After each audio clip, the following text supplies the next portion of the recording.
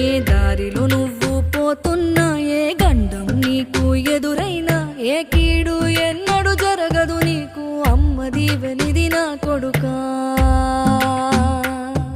ఈ దిక్కులు నీతో కదిలేను, ఆ చుక్కలి దిష్టి తీసేను, ఏ గాలి ధూళి సోకదు నిన్ను, అమ్మ దీవెనిది నా కొడుకా.